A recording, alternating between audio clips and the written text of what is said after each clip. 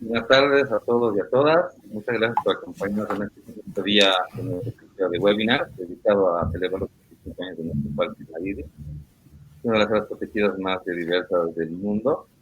Recordarles que este ciclo de webinar es organizado por el SNAP, el Parque Madidi, WCS, Piensa Verde y Mágica Aventura.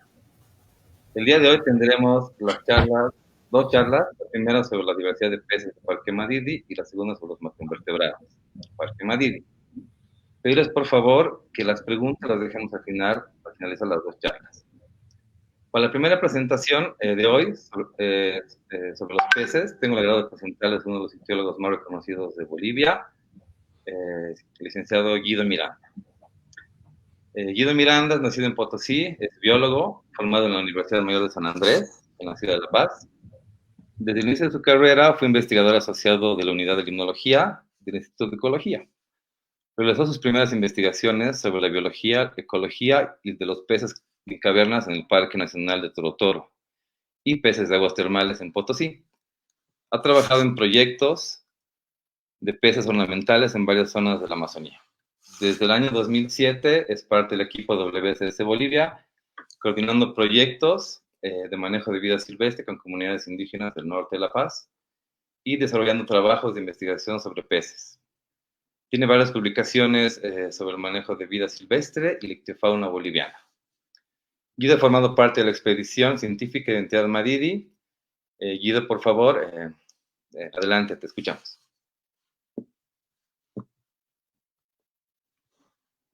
Están presentes, es un gusto poder ser parte de esta serie de presentaciones. Es un privilegio haber podido conocer el Madidi y bueno, aquí estamos para contar lo que hemos podido conocer sobre los peces, así que espero que sea de su agrado.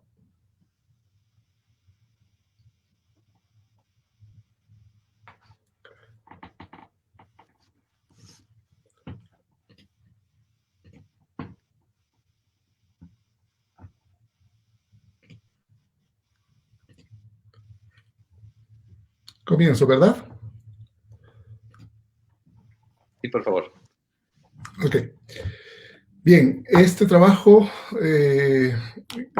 sobre la ictiofauna del Madidi es fruto del esfuerzo de mucha gente, de muchos especialistas, muchos técnicos que han sido claves para poder llegar a los resultados que tenemos.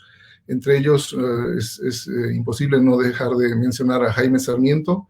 Jaime Sarmiento es el ictiólogo más importante de Bolivia y ha sido un gusto colaborar con él en este proyecto. Él es clave en todo este proceso de investigación y es con el que hemos estado coordinando de cerca todo este trabajo. Y obviamente con muchas otras personas que por tiempo no voy a mencionar, pero es fruto de un equipo que ha coordinado bastante bien y en todos los ámbitos y que representan a todas estas instituciones que están mencionadas abajo, que son parte del Instituto de Ecología, de la Unidad de Limnología, de la UNSA, la Colección Boliviana de Fauna, el Museo de Historia Natural y el Instituto de Investigación para el Desarrollo de Francia. Muy bien, entonces estamos hablando del Madidi en sus 25 años. Muchas felicidades para todos los que conforman esta familia, porque el Madidi es eso, es una familia de los que somos apasionados por lo que tiene en todos los ámbitos, y hasta que nadie diga lo contrario, el área protegida Madidi es la más biodiversa del planeta. Y los peces no son una excepción en esa afirmación. Y eso es porque el Madidi tiene una diversidad de ecosistemas acuáticos impresionante.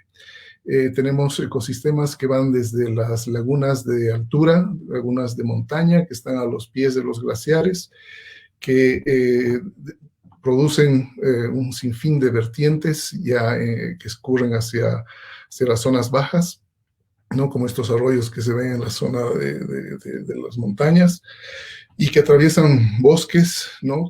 que alimentan bosques, como estos de los páramos, ¿no? Y van formando valles muy interesantes características muy particulares como estos de la zona de Apolo, donde escurren una variedad de arroyos y ríos ya con mayor caudal, como este de acá, ¿no? Donde la velocidad y la cantidad de agua que circula ya es grande, hasta otros que ya son de las zonas más planas, donde los ríos se hacen más anchos, donde tenemos una diversidad de hábitats muy interesante, zonas con mucha velocidad, otras sin corriente y que atraviesan zonas cubiertas por bosques, como el caso del río Tuichi. Esta es una vista del río Tuichi a la altura de la población de Sipía, donde se ve que ya es un río mucho más ancho, tiene una diversidad de coberturas a lo largo del río,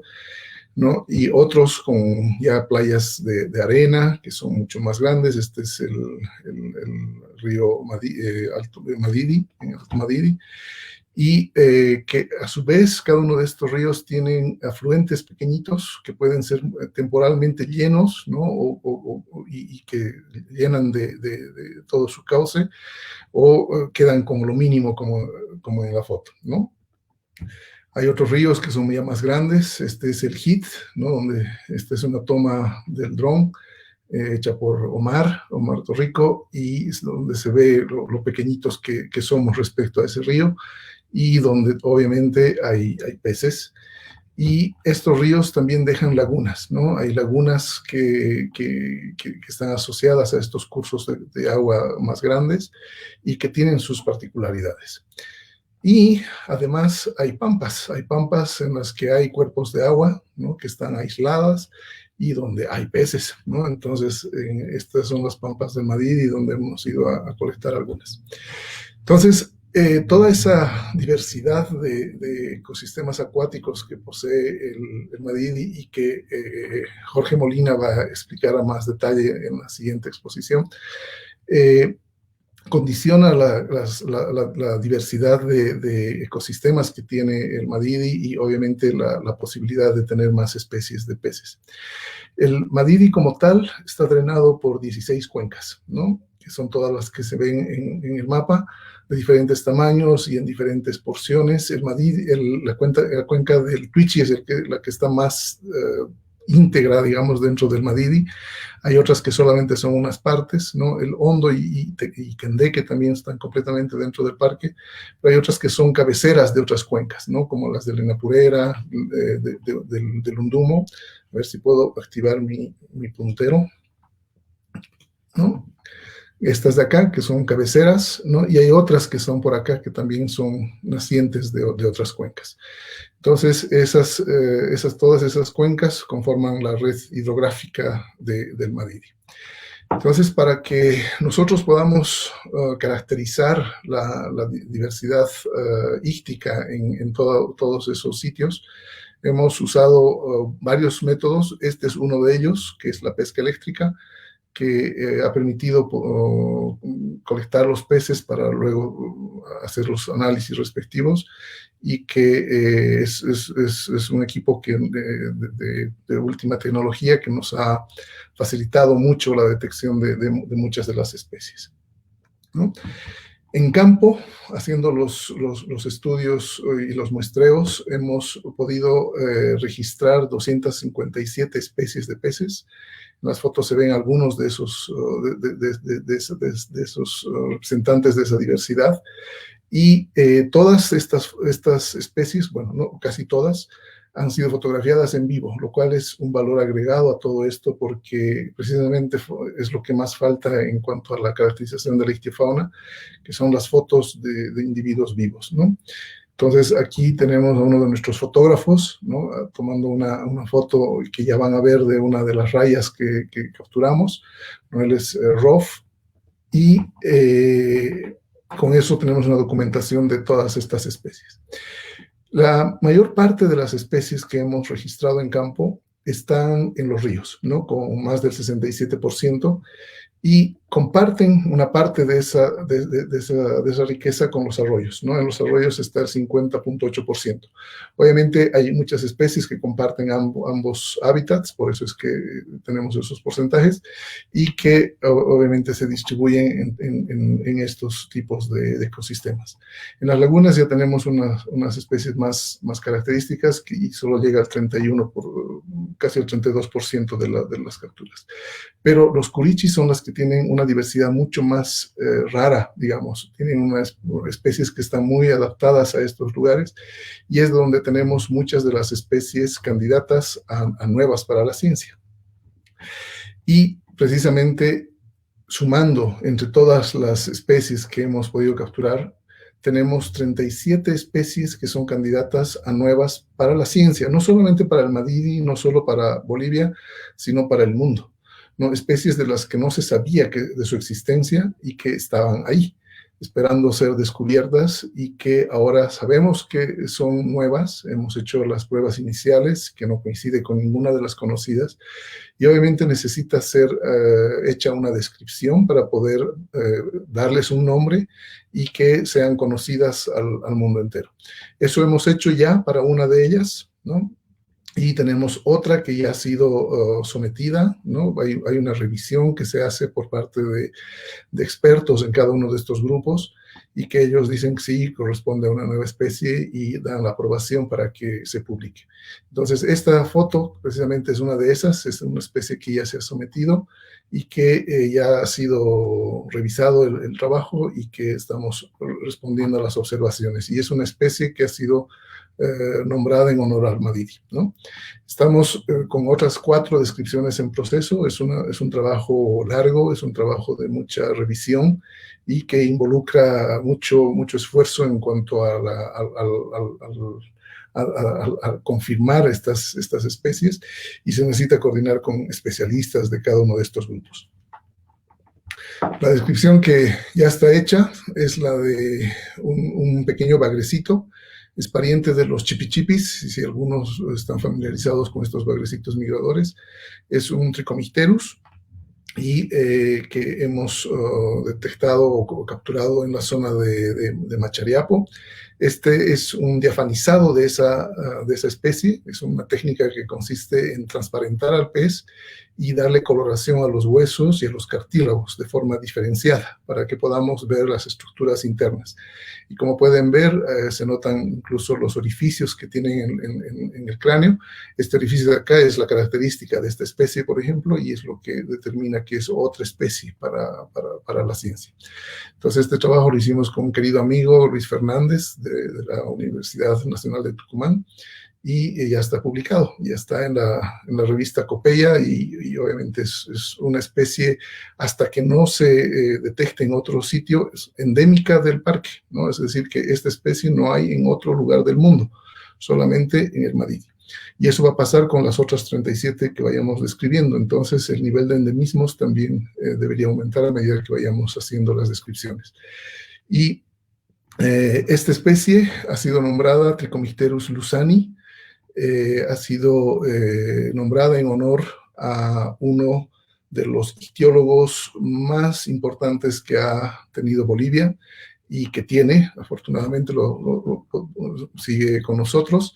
Él es Laurent Lussan. Él es un ictiólogo francés y que se ha enamorado tanto de Bolivia que vive en Bolivia, él vive en Cochabamba y está casado con una veniana y disfruta todavía de nuestra tierra y de lo que tenemos. Entonces hemos hecho un reconocimiento en Cochabamba a su labor, a su contribución a la ictiología nacional, y hemos nombrado a esta especie en su nombre, ¿no?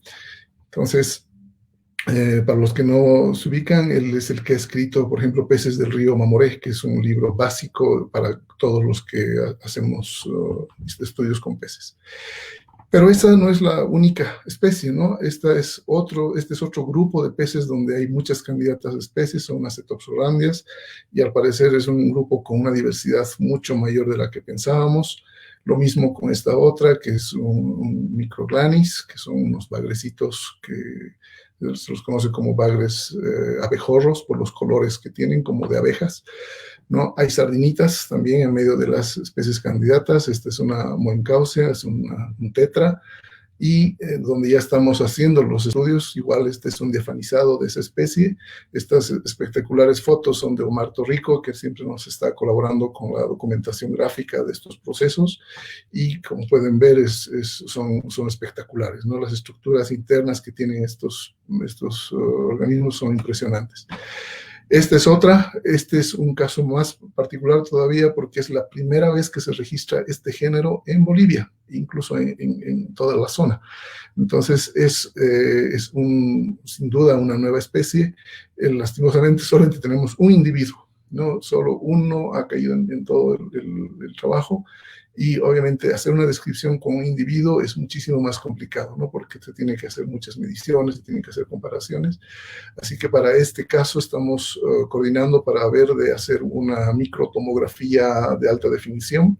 Ya estamos en contacto con algunos especialistas para poder hacerlo y poder describir las partes internas. Al ser el único, no podemos hacer una diafanización como con los otros, porque perderíamos al holotipo. Entonces se puede hacer otras técnicas para poder ver sus estructuras internas y hacer una descripción detallada. Hay otros como estos que tienen patrones de coloración. Estos son hipostomus, son los bagrecitos y caranchos, que son súper diversos también. Tienen unos patrones de pigmentación diferente, ¿no? Se notan sus manchitas amarillas por ahí. Entonces, esos entre los ejemplos que tenemos para un trabajo todavía muy largo de describir todas estas especies. La cuenca más biodiversa que tenemos en cuanto a peces es la del Jit, ¿no? Que tiene 144 especies confirmadas. Le sigue la del Madidi, que es esta cuenca, que es que tiene 113. La cuenca del Tuichi, que tiene 76. La cuenca del Hondo, que tiene 101, que en realidad es la que le sigue, y finalmente la cuenca del Candeque, que tiene 38. Entonces, las cuencas que hemos podido estudiar tienen esa diversidad de especies. Pero sabíamos que podían haber más especies. Entonces, gracias a la colaboración que tenemos con el Instituto de Investigación para el Desarrollo de Francia, el IRD, hemos podido iniciar una serie de estudios, entre ellos el estudio del ichthyoplancton, ¿no? Que es básicamente el estudio de todas las larvitas y los huevos que están a la deriva en el río y que son producto de la reproducción, del desove de los peces. Entonces, para capturarlas y para ver qué es lo que hay, usamos estas redes, que son las redes de ichthyoplancton, que son las redes largas de 2,5 metros, y que las ponemos en el agua, ¿no? Más o menos en esta forma. Entonces se ponen con una pesa hasta el fondo y se ponen 3 de estas redes para que vayan capturando lo que va transportando el río, y a partir de ello podemos detectar las especies que están desovando en la zona. Entonces aquí vemos el trabajo de buscar los huevitos y las larvas en todo el material que sale. Ahí está Jorge Molina, que es el que va a hablar dentro de poco, que ha sido parte activa de todas las campañas de identidad Madidi en peces, junto con Camila y Gabriel, ¿no? Que son también parte fundamental de este trabajo. Y esto es lo que hemos conseguido. Hay huevos en diferentes estados de desarrollo. Ese ya tiene una formación de la columna. Hay larvas y de diferentes especies, ¿no? Como se puede ver. Entonces, y como estas, que claramente este es un bagrecito. ¿Y qué hacemos con esas larvas? Obviamente, identificarlas no es tan fácil, ¿no? Pues volviendo a lo anterior, si bien vemos algunas características que nos pueden decir, por lo menos es un siluriforme, aparece un pimelódide, etcétera, pero no es difícil saber qué especie es si es que con métodos tradicionales. Obviamente se hace, hay formas de identificarlas, pero hemos usado unas técnicas moleculares, genéticas, basadas en el metabarcoding, que básicamente es poner toda la muestra de larvas y huevos en uno, hacer una extracción del ADN de todo ese material, hacer una secuenciación masiva de todo lo que está ahí, y a partir de esas secuencias, con una base de referencias, ver a qué especie corresponde. Entonces, eso se llama la asignación taxonómica, y a partir de eso se genera una lista de especies que están presentes en esa masa, digamos, de material genético. Y eso es lo que hemos usado. Entonces ya ha funcionado bastante bien porque hemos podido identificar, además de otras que se han colectado, 21 especies adicionales. O sea, especies que no las habíamos detectado con las pescas tradicionales, ¿no? Y con eso podemos decir, con por lo menos hasta la fecha, de que el parque tiene esta cifra fácil de recordar de 333 especies de peces en el parque, a la fecha. Siempre hay posibilidades de cambios porque la taxonomía, especialmente en los peces, es muy dinámica. Hay revisiones de grupos que se cambian mucho y constantemente. Entonces, pero este es el número con el que estamos ya terminando una publicación, que es el checklist de los peces del Madidi, que la vamos a someter en los próximos días. Y el Madidi va a tener su lista oficial de peces dentro del Madidi, confirmados tanto por las pescas como también por las larvas y los huevos. Entonces, con esto hemos duplicado la cantidad de especies que se conocían antes. Antes comenzamos con una cantidad de 182 especies en la línea base. Siempre hubo revisiones porque habían especies mal asignadas que estaban incluidas, y luego de un proceso de sistematización como parte también de Identidad Madidi, se quedó con una cifra de 176 especies. Y esta fue nuestra línea base, ¿no? Y llegamos a las 333 especies registradas. Esas 333 representan un 40% de las especies conocidas en Bolivia, ¿no? Eso es impresionante considerando el pequeño tamaño del área respecto a todo el territorio nacional. Y el 25% de las que se conocen para toda nuestra cuenca. Nosotros somos parte de la cuenca del Madeira, ¿no? Es una cuenca enorme y donde hay una diversidad grande también de peces, y el Madidi tendría un 25% de ese ichtiofauna. Y lo impresionante es de que es en solo 5 cuencas, ¿no? En solo 5 cuencas de un nivel BL5 que se llama, que son estos polígonos que se pueden ver en la imagen, de unas 140 que tenemos en Bolivia, y que ocupa solo 1.7% de la superficie de Bolivia. Entonces, es una zona que concentra una alta diversidad, y obviamente no solo de peces, sino de todos los grupos, como han estado viendo en la serie de webinars y en la charla que dio Rolf, con todos los números impresionantes que tiene, y los peces no son la excepción. Entonces, en un espacio tan pequeño tenemos una diversidad muy grande. Y eso que tenemos todavía en el tema de ecosistemas acuáticos y de cuencas, sitios aún por estudiar. Les había dicho que tenemos 16 cuencas y solamente hemos estudiado 5.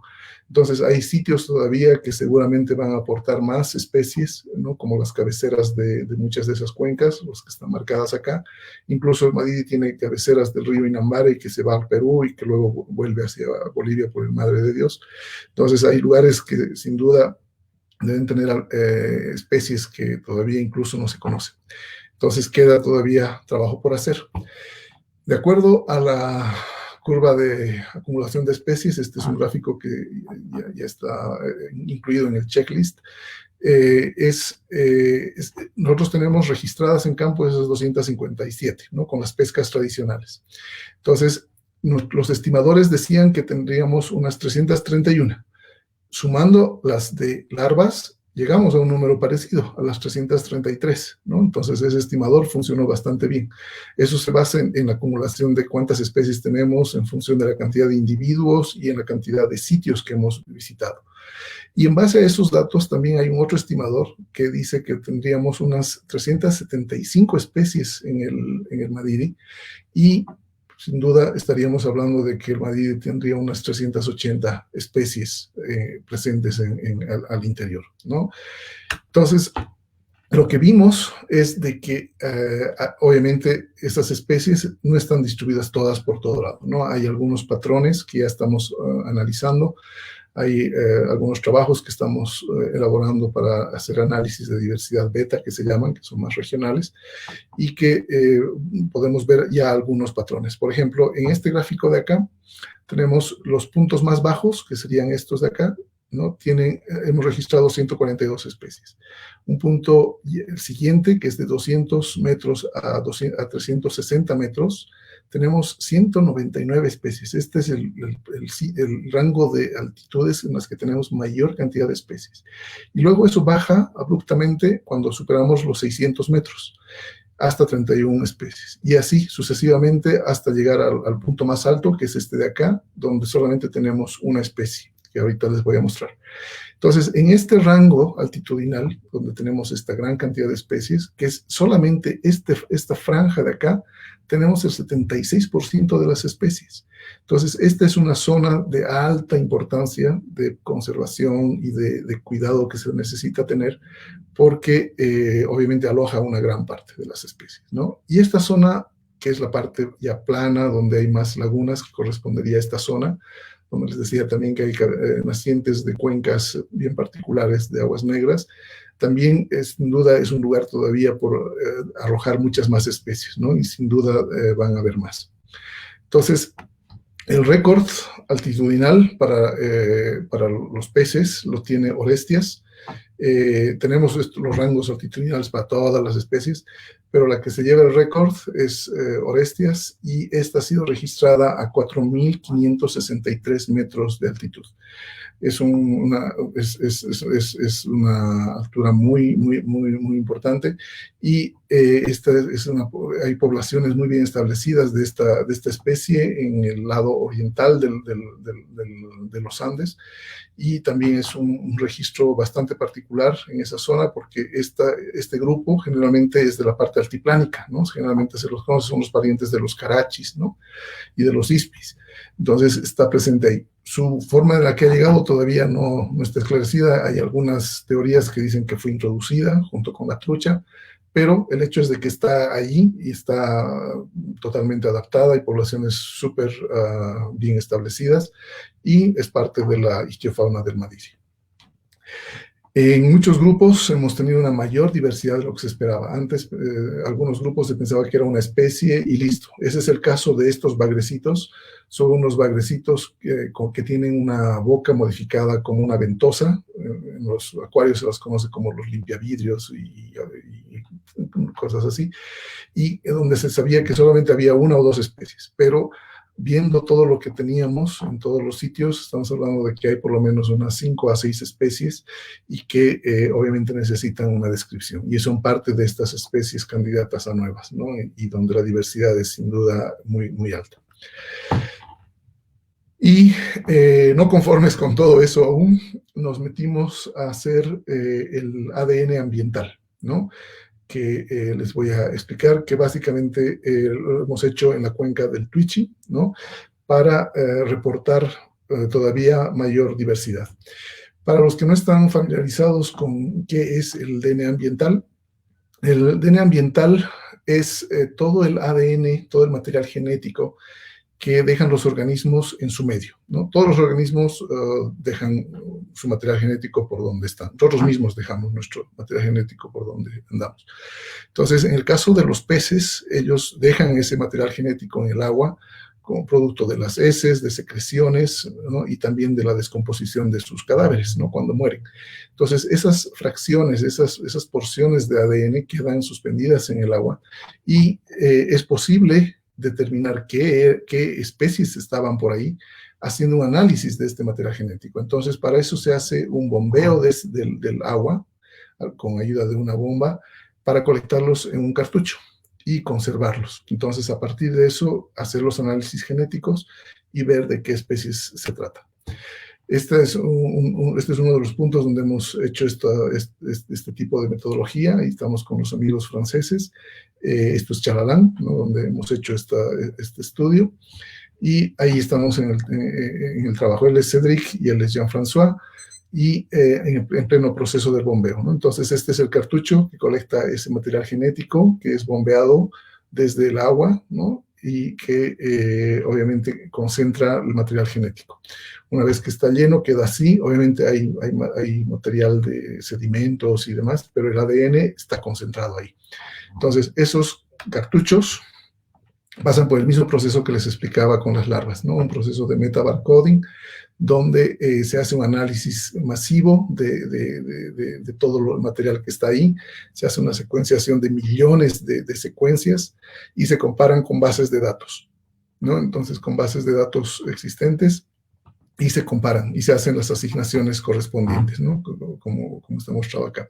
Entonces, esa es una gran limitante porque de las más de 2.400 especies de peces amazónicos, ni siquiera la mitad tienen información sobre sus características genéticas.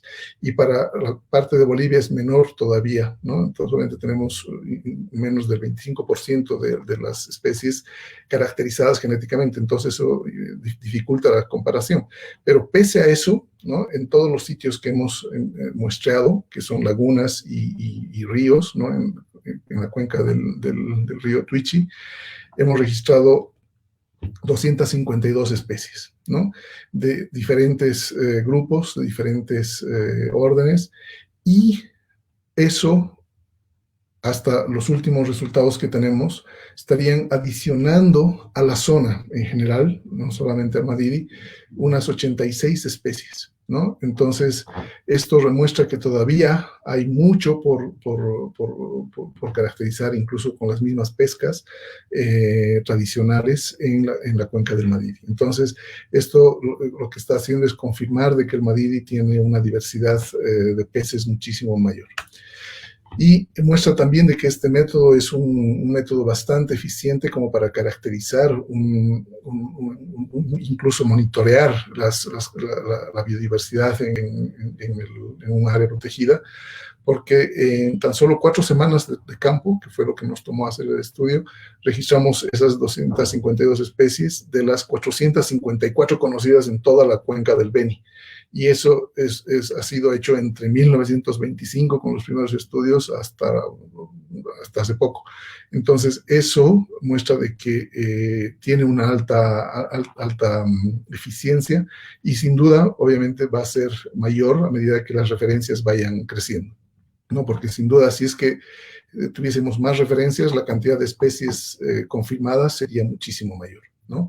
Y como en el agua no solamente dejan su ADN los peces, también hay una infinidad de otros grupos, ¿no? Hemos detectado otros vertebrados, aves, anfibios, reptiles, mamíferos de todo tipo, y también plantas, invertebrados, ¿no? De varios grupos. Este es un árbol que muestra cada uno de esos grupos identificados y que todavía incluso es un preliminar, pero que muestra la cantidad de formas de vida que hay allí y que obviamente necesitan ser estudiadas. A partir de estos estudios hemos podido confirmar, tanto por los estudios de huevos, de larvas y con el DNA ambiental, que el Madidi es una zona de reproducción de bagres migradores, ¿no? Los bagres migradores son los predadores tope de los ecosistemas acuáticos, son los equivalentes a los jaguares en los ecosistemas terrestres, y que llegan hasta el Madidi, o por lo menos llegaban, lastimosamente, vamos a ver eso más adelante, para reproducirse, ¿no? Y que tienen muchos ríos como el Tuichi, el Hondo y el Pilón al frente del Madidi, el área protegida hermana del Madidi, que son usadas para la reproducción. Entonces, toda esta zona, y específicamente esta zona roja, es donde hay una producción de huevos y de larvas muy alta, y que muestra la importancia de este sitio para la reproducción de los peces y que repercute para toda la cuenca, no solamente para la zona. Entonces, hay una u otra importancia del Madidi para toda esta zona.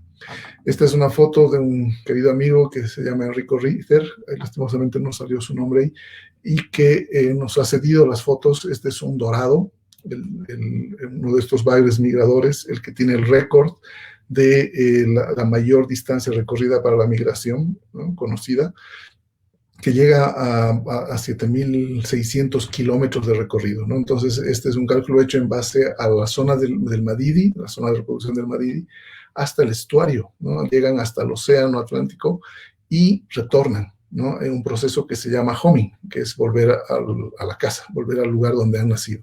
Entonces, y hemos detectado en estos estudios huevos de esta especie.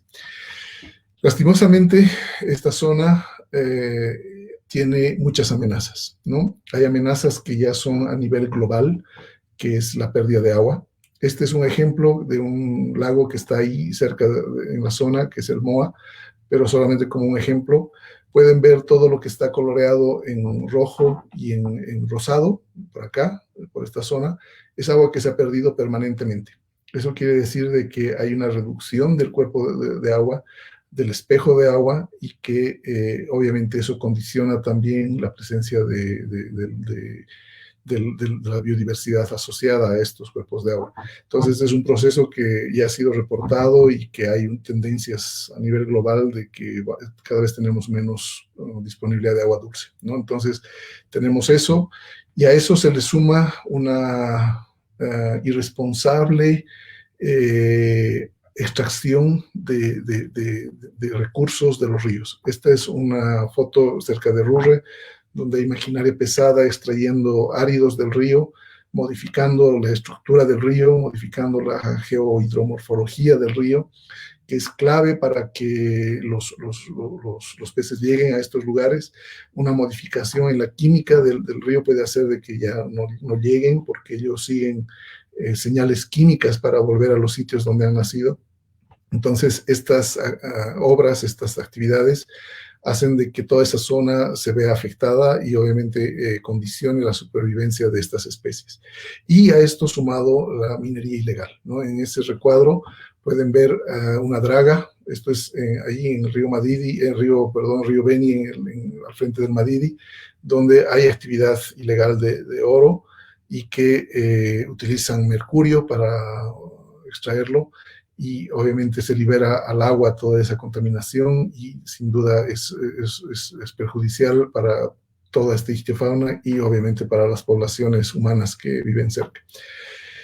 Y a eso también se le puede sumar la pesca no sostenible, ¿no? Y no regulada. Esa es una foto de un pintado conocido en la zona, un surubí en otras, y que es pequeñito, ¿no? Que no supera los 40 centímetros, y que ya está pescado. Entonces son ejemplares que todavía podrían haber aportado mucho a sus poblaciones, pero que son pescados pequeños, y que obviamente eso es señal de una sobrepesca, sin control, y que obviamente es parte de una pesca que no tiene ningún tipo de regulación, ¿no? Aquí se ve un bote también con freezers donde transportan los pescados, y no hay una regulación. Entonces es urgente trabajar con los mismos pescadores, porque es un recurso del que viven, del que dependen, y que se pueden hacer acciones, se puede hacer sistemas de manejo, de zonificación, se pueden hacer épocas de pesca y muchas otras medidas para evitar de que ellos mismos pierdan la diversidad de la que gozan para sus actividades de pesca. Entonces, esa es una de las amenazas. Y tenemos otra más, que es la pérdida de la conectividad. Este es un mapa de un artículo que sacó un amigo y tocayo, Guido Herrera, hace poquito, y que muestra cómo nuestra cuenca, que es la del Madeira, que les decía, a la que pertenecemos, está aislada, ¿no? Está aislada por unas represas que tenemos en la parte de abajo, en el lado brasilero, y que ha hecho de que los peces que hacían esa migración que les decía de más de 7,000 kilómetros, que bajaban hasta el estuario, ya no puedan volver, ¿no? Entonces hemos quedado aislados, tenemos poblaciones aisladas de estos bagres, y si no tomamos acciones urgentes, los vamos a perder. Y hemos visto de que una zona clave para la reproducción de estos bagres es el Madidi. Entonces, las acciones para poder mantener sitios donde todavía se están reproduciendo los peces, y especialmente estos bagres que son claves para la economía y para el mantenimiento de las funciones de los ecosistemas acuáticos, es más urgente que nunca, ¿no? Esta es una piraíba, es una fotografía que tuve la oportunidad de hacer en el 2010, antes de las represas. Una piraíba de 1,95 m, mucho más grande que su pescador. Él es un pescador ceja que lo había capturado, y esta especie ya no ha sido reportada, ¿no? Desde ese entonces ya no hay reportes de Piraíba. Al parecer se dio mucha importancia al dorado, le dimos mucha importancia al dorado, pero hay otras especies que también estaban sufriendo esta pérdida de conectividad y al parecer este es uno de las grandes víctimas, ¿no? Grande en todo sentido.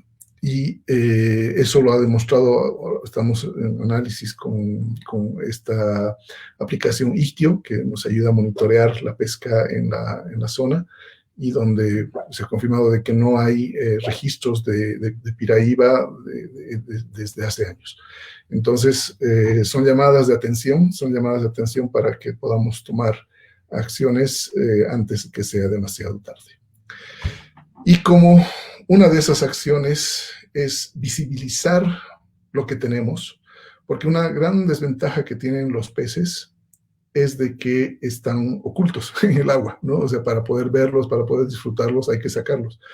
Entonces, una forma es el de poder tener a la mano esta diversidad, y es por eso que para todos los que están conectados ahora tenemos un regalo que hemos preparado Rolf Wallace con Omar Torrico y conmigo para ustedes, ¿no? Y son fondos de pantalla para las computadoras y también para los celulares, ¿no? De las especies más icónicas que tenemos en el Madidi, con fotos en alta resolución, ¿no? Y no son solamente una, sino 25 de esas especies, una por cada año, para que puedan tenerlas e ir variando en función de lo que les guste, tanto para su computadora como para su celular.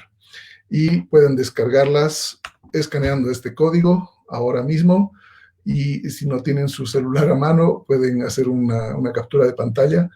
No va a estar activo por mucho tiempo, así que les sugiero que se apuren y poder disfrutar de este regalo de Identidad Madidi para todos ustedes. Esta diversidad de peces no estaría protegida sin gente como Mario. Mario Boudouin ha sido mi mentor, ha sido mi docente, ha sido mi profe en la carrera de biología, así como de muchos de los que conformamos Identidad Madidi, y ha sido el impulsor de la creación del parque.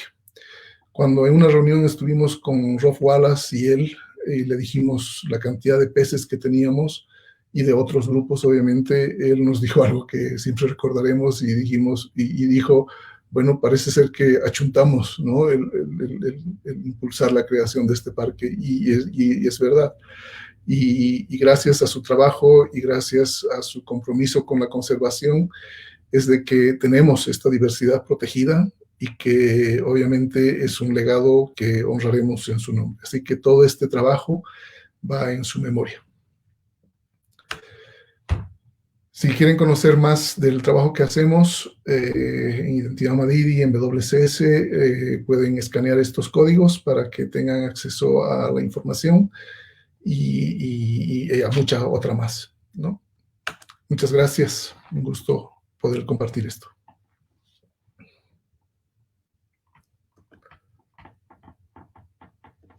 Los resultados obtenidos son realmente impresionantes. Sin duda, tu trabajo y de tu equipo ha incrementado el conocimiento de los peces dentro del área protegida. Debo transmitirte también de que, bueno, hay en los comentarios, en el chat, hay muchas felicitaciones a tu trabajo. Entonces, parece que y tenemos también una gran cantidad de público presente. Felicidades, Guido. Bien, ahora podemos comenzar con la segunda charla sobre los macroinvertebrados acuáticos del Parque Madidi, para lo cual doy la bienvenida al licenciado Jorge Molina. Jorge Molina es biólogo, está especializado en ecología de ecosistemas acuáticos altoandinos, con énfasis en macroinvertebrados de la región. Inició sus investigaciones en este campo realizando su tesis de licenciatura en los ríos de la zona andina con el estudio de diversidad funcional de los macroinvertebrados, en dos tipos de vertientes: altiplánica de la Cordillera Real entre los años 2010 y 2013.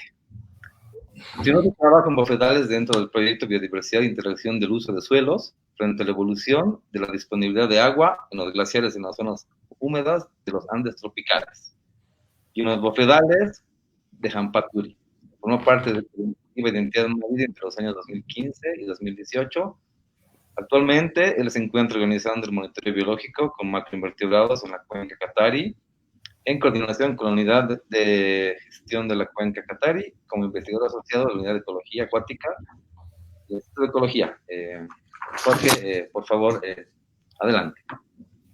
Hola Gus, bueno, un saludo grande a todos y espero que podamos compartir toda esta información que se ha generado en este tiempo. Dame un momentito para compartir la pantalla, por favor.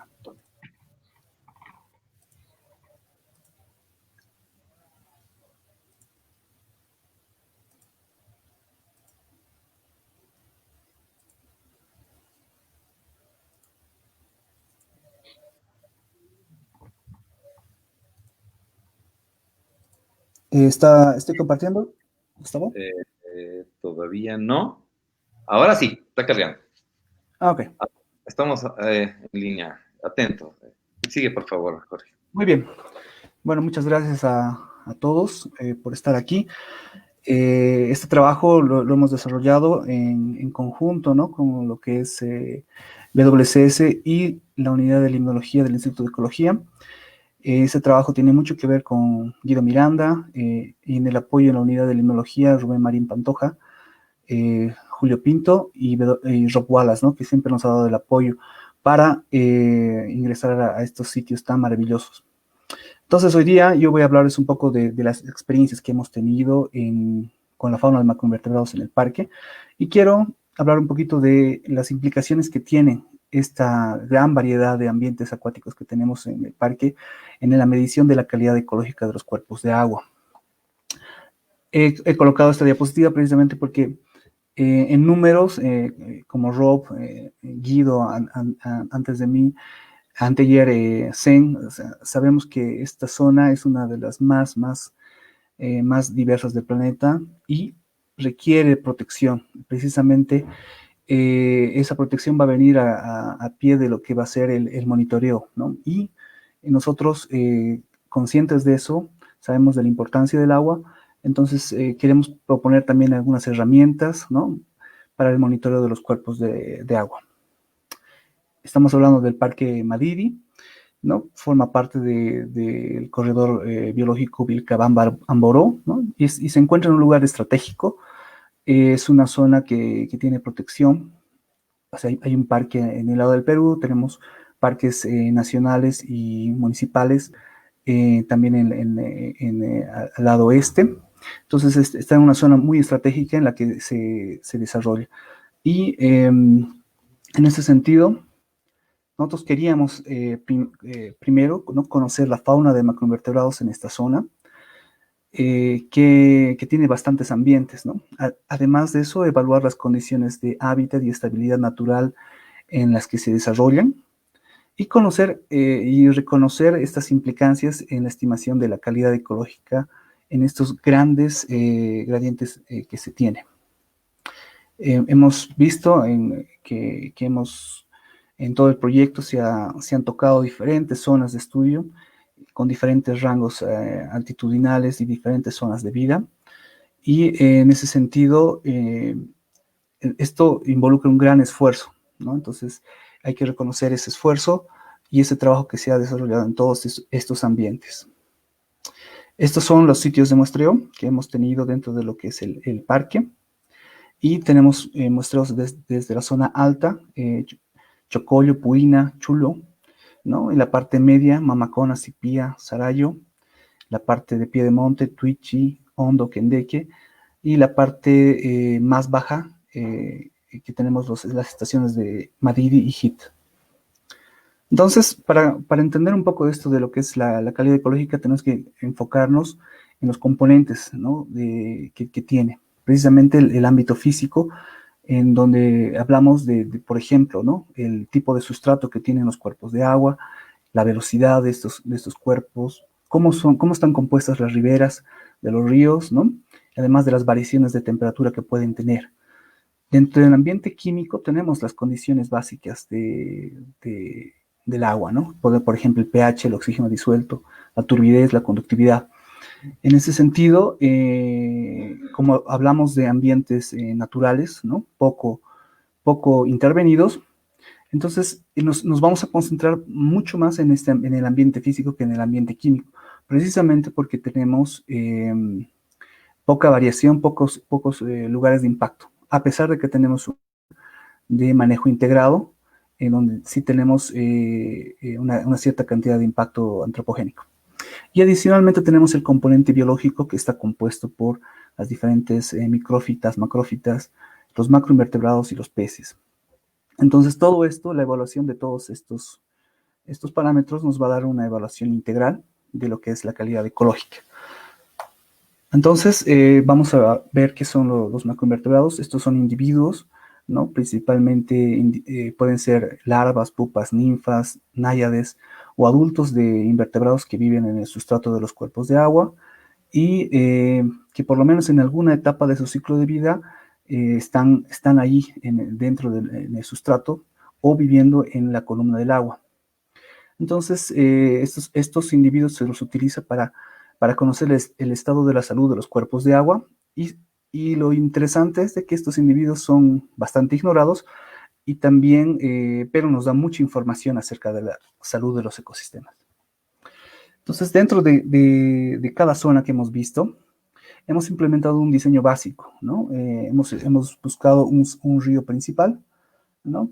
El cual hemos evaluado de gran manera, o sea, hemos evaluado con gran esfuerzo y hemos buscado 3 tributarios mínimamente en cada uno de ellos para evaluarlos también. En ese sentido, si es que las condiciones eran adecuadas, continuábamos con la evaluación, o sea, buscábamos otros ambientes, ¿no? En el caso de peces se buscaban los curiches, se buscaban las pozas, pequeñas lagunas, ¿no? Y en el caso de la fauna de macroinvertebrados, nos hemos concentrado más en los ríos, precisamente para calcular esta calidad ecológica. Los macroinvertebrados han sido colectados en los ríos con una red Surver, ¿no? Estos en los diferentes cuerpos de agua de una manera cuantitativa y hemos utilizado una red de mano para hacer un complemento de la información cuantitativa para el cálculo de la calidad ecológica. Todo esto se ha registrado en lo que son planillas de campo y hemos traído un montón de información. Los parámetros físico-químicos y morfoestructurales, perdón, los parámetros físico-químicos han sido registrados con un equipo HANA multiparamétrico que tiene estos parámetros básicos, ¿no? El pH, la conductividad, la temperatura, el oxígeno disuelto, la saturación, la salinidad, la turbidez y los sólidos disueltos totales. Hemos medido también ciertas características como ser la profundidad, la velocidad, estos dos para tener una idea del caudal que tenemos en cada uno de los puntos de muestreo. Hemos visto el tipo de sustrato, para esto hemos hecho transectos en los cuales hemos categorizado los sustratos para tener una idea de la diversidad de sustrato que tenemos. Hemos aplicado un índice de diversidad de sustrato para tener esta idea de si hay más heterogeneidad, menos heterogeneidad. Y también hemos evaluado, como habíamos dicho, la inestabilidad del canal con el índice de Fancú, que lo vamos a detallar un poquito más adelante. Aquí tenemos a Guido Miranda, a Eric Loaiza, que en este momento están haciendo la calibración del equipo en condiciones bastante frías. Y bueno, también resaltar un poco el sacrificio del equipo de aguas, ¿no? Que siempre estamos mojados y en condiciones a veces de extrema calor y a veces de extremo frío. Luego, las muestras se han evaluado, ¿no? En los laboratorios de la unidad de limnología con todo el equipo que ellos tienen y hemos podido determinar la clasificación de los individuos, ¿no? Para el cálculo de los índices de calidad ecológica. Hemos utilizado algunas métricas, como ser la riqueza taxonómica, la diversa inversa de Simpson, la abundancia y, por supuesto, el cálculo del índice BMWP, Bolivia, ¿no? Para eso hemos utilizado la guía actual que tiene el ministerio, y en la cual, tras una sumatoria de los taxones, nos da una calidad ecológica de los cuerpos de agua. Entonces, habíamos hablado un poco del índice de inestabilidad del cauce. Es un índice muy importante porque precisamente mide la estabilidad, en este caso, de las riberas, por ejemplo, si hay vegetación o no, qué tipo de vegetación es, si es una vegetación con raíces, sin raíces, ¿no? Mide también la estabilidad de los bancos. Eso quiere decir, digamos, de qué están compuestos estos materiales que sobresalen en el río, si son materiales finos, si son materiales grandes, qué estabilidad tienen estos, ¿no? Con qué frecuencia están estos. También nos mide el lecho, ¿no? Qué tan fijo es el sustrato.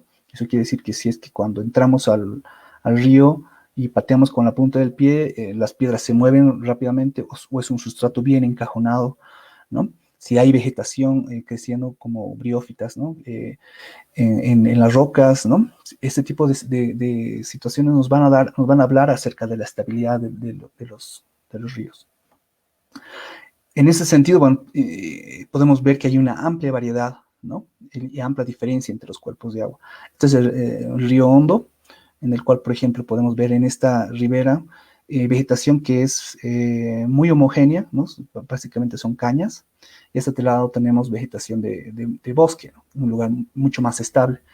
Y podemos ver, por ejemplo, que el agua está colmatada de sedimentos, o sea, un color chocolate, y también que tenemos palizada, ¿no? Eso quiere decir que el agua está arrastrando gran cantidad de material. Entonces, estas características nos hablan de un río un poco más inestable que el anterior que habíamos visto, ¿no? Es un río más grande, la posibilidad de que la inestabilidad, que tenga mayor inestabilidad también es mayor. Y al otro extremo también tenemos este tipo de ríos que pueden estar encajonados con rocas, pero que son interesantes porque a simple vista nuestra nos dicen que son muy estables porque es roca, no hay mucha posibilidad de que haya derrumbes al menos en esta parte, pero tal vez si son muy altos puede haber esa posibilidad. Pero sin embargo podemos ver que hay un sustrato muy homogéneo, ¿no? Aquí tenemos rocas grandes, ¿no? Y que si el lecho en este caso sigue dominado por este tipo de sustrato, de la misma forma que cuando hay un sustrato fino, también la diversidad baja, porque las condiciones en las que está este ambiente ahorita son alta velocidad, los sustratos son todos grandes, entonces los individuos que van a poder vivir en este tipo de sistemas van a ser los que estén adaptados a sujetarse al sustrato. Entonces son muy pocos ellos, ¿no? Entonces también la diversidad en ese caso de estos sitios también puede verse reducida por situaciones naturales. Y también tenemos este otro ejemplo, que es un ejemplo de los ríos tributarios de tierras bajas, que tienen esta característica, ¿no? Son pequeños y tienen el sustrato muy fino, ¿no? Y son aguas muy lentas, entonces estos ambientes son muy, muy interesantes y también son diferentes. Entonces de esto vamos a hablar un poco más adelante. ¿Por qué? Porque precisamente son ambientes bastante inestables, ¿no? Y también tienen baja diversidad. Entonces, hemos visto un poquito este índice, cómo puede comportarse con las características que estamos midiendo. Y ahora, bueno, vamos a mostrar un poquito cómo hemos hecho para organizarnos, ¿no? Después de tener los datos morfoestructurales, físico-químicos y de la fauna de macroinvertebrados a nivel de familia, hemos trabajado con índices de riqueza taxonómica y índices de similitud. Esto para caracterizar la fauna y cómo esta cambia, ¿no? en las diferentes zonas. Y ahí luego hemos hecho una serie de análisis exploratorios, como serán componentes principales, y NMDS para que nos muestre algunos patrones de estas comunidades y la cercanía que tienen entre ellas. Y finalmente hemos hecho algunas correlaciones precisamente para mostrar las relaciones que pueden haber entre los índices de calidad ecológica con los de inestabilidad. Entonces, como resultados generales, tenemos que se han colectado 19.079 individuos, de los cuales se han identificado 70 taxas, y de estos 66 están en ríos, y de este número el 85% son insectos. Entonces, tenemos acá el gradiente altitudinal del parque, ¿no? Tenemos una zona, como, bueno, Rob ya nos ha aclarado también, hemos visto las presentaciones, que tenemos una parte de Chocollo, que es de la vertiente altiplánica, ¿no? Y recién después de eso tenemos todos los puntos, las zonas están ubicadas en la vertiente amazónica y en un diferente rango altitudinal, ¿no? Y esto, bueno, nos ayuda precisamente, ¿por qué? Porque vamos a tener una perspectiva global de todo el gradiente.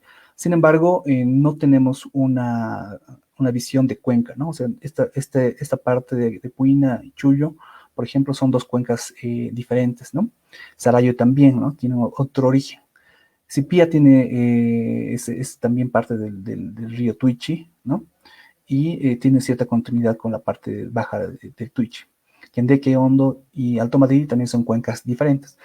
Sin embargo, tenemos un gradiente altitudinal, pero de ríos que no son continuos, ¿no? Entre ellos. Y finalmente tenemos las pampas del Jid, donde también tenemos información. Vamos a comenzar con la parte alta, desde arriba hacia abajo, y vamos a mostrar un poco estas fotografías que nos ha brindado tanto Rob como Omar Torrico, y también en su tiempo estaban tomando fotografías en Millennius Hispanovic y también nuestro compañero Ramírez, que era parte de comunicación, que nos han brindado también apoyo en ese sentido. Tenemos esta parte alta, ¿no? Y fotografías como esta, que impresionantes, que se han obtenido con el dron, nos han permitido a nosotros espacializarnos un poco. ¿No? Aquí tenemos el glaciar Chaupiorco, y hemos podido desarrollar los muestreos ahí en el mismo pie del glaciar donde se están formando los ríos, para ver qué tipo de organismos están sobreviviendo, están desarrollándose en este tipo de ambiente extremo. Entonces, hay que aclarar un poco de que estamos viendo este lugar, y es un lugar bastante extremo, ¿no? Tenemos las temperaturas muy frías, seguramente estas aguas se congelan en cierto periodo del día. También tenemos el sustrato, que es un sustrato muy, muy fino, que es una mezcla de partículas de sedimento del glaciar con la roca que está triturada, ¿no? Es un material muy suelto. Entonces, en este tipo de ambiente se desarrolla también la vida. Los macroinvertebrados también están presentes. Más abajo, dentro de esta misma cuenca, se encuentran ríos que unen a lagunas, ¿no? Como esta, y podemos ver el color de la laguna con un color lechoso, que nos está diciendo que el glaciar está desprendiendo estos sedimentos, y se están acumulando en las lagunas que son en Rosario, y estas poco a poco van depurando este color lechoso del agua, hasta donde más abajo ya el agua es básicamente transparente.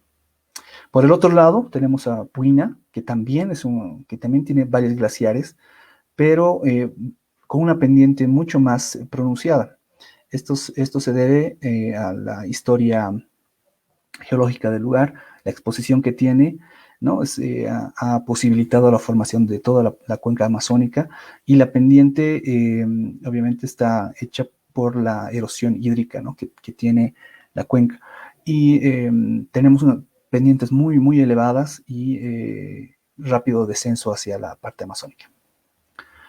Estas son algunas imágenes que tenemos del lugar, y aquí, bueno, mostrar un poco los individuos que se están desarrollando en esta zona. Son individuos muy pequeños, los cuales apenas se pueden fotografiar. En algunos casos hemos pedido ayuda a fotógrafos profesionales, como Omar Torrico, que nos ha apoyado mucho en algunas tomas que les voy a mostrar más adelante. Este individuo es Podonomus, de la subfamilia Podonomine. Es un quironómido que vive en estas condiciones de extremo frío, ¿no? Y también con estas aguas cargadas de sedimentos. Esta se encuentra a una altitud de 4.800 al pie del glaciar Chaupiorco. 4.800, estoy hablando más de 5.000 metros al pie del glaciar Chaupiorco, y podemos ver una gran cantidad de estos individuos cuando hacemos los muestreos. Entonces, son individuos que en la zona tropical han reemplazado a esta otra subfamilia de Amecine, que se encuentra en las zonas templadas. Sin embargo, es algo interesante que hay que aclarar, es que también hemos encontrado algunos individuos que corresponden a la descripción de la subfamilia de Amecine, pero en cantidades bien, bien pequeñitas, ¿no? Y esto nos indica de que probablemente tengamos algunos representantes de esta subfamilia del género Diamesa en la región.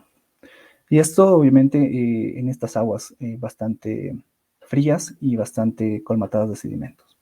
Más abajo ya podemos ver comunidades ya andinas, ¿no?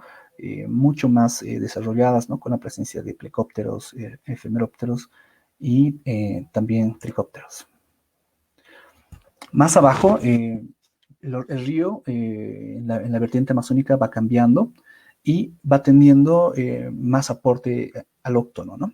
Hasta, por ejemplo, en la siguiente fotografía vamos a observar ya los primeros indicios de estos bosques de ribera, ¿no? En este caso tenemos pequeños matorrales aquí que ya están rodeando al río y dándole cierta protección y aportando también material alóctono al mismo.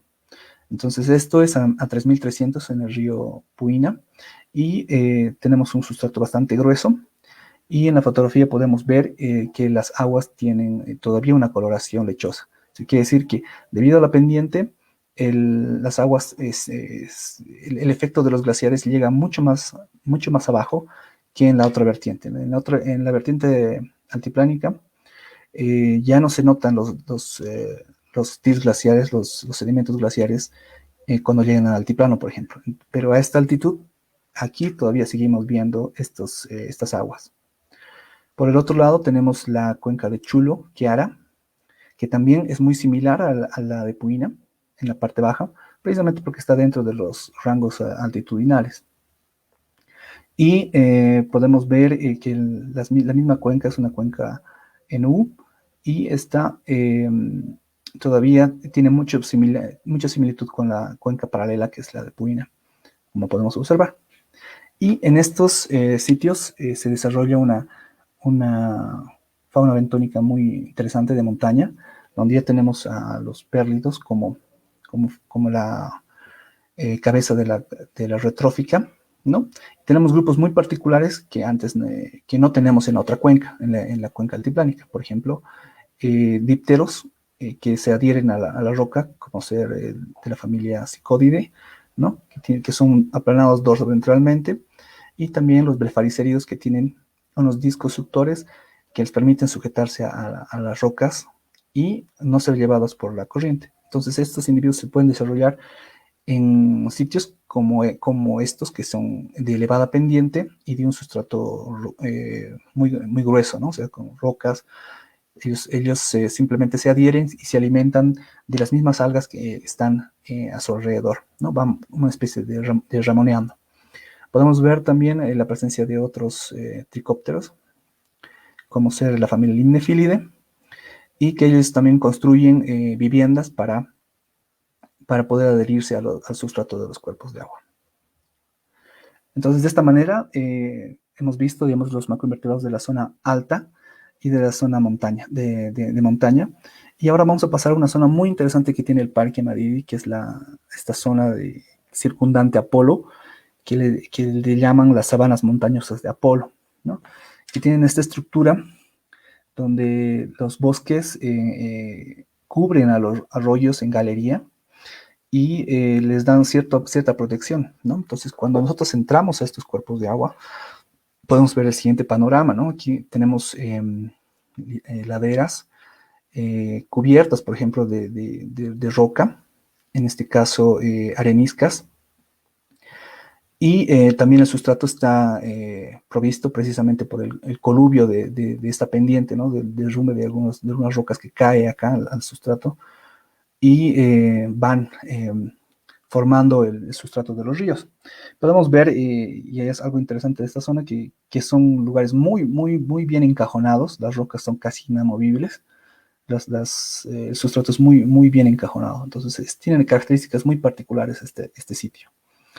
Así como sus tributarios, ¿no? Por ejemplo, este es el río Machariapu y este es el arroyo Yope que le hemos nombrado, que básicamente es una especie de cañón, ¿no? Con vegetación aledaña, ¿no? Que cubre prácticamente todo el dosel, todo el lecho del río, ¿no? Entonces, hemos entrado también a estos pequeños arroyos, hemos buscado, ¿no? Hemos muestreado la fauna de macroinvertebrados.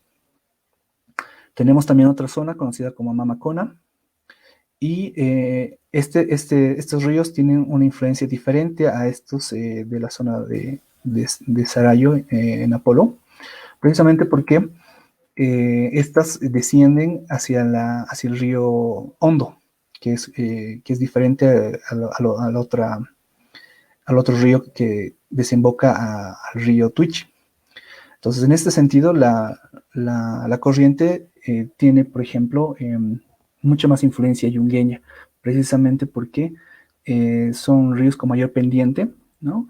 Y también hay mayor humedad. Entonces, ahí ya vemos un bosque desarrollado a ambos lados de la ribera, ¿no? Que no son sitios encajonados como hemos visto anteriormente.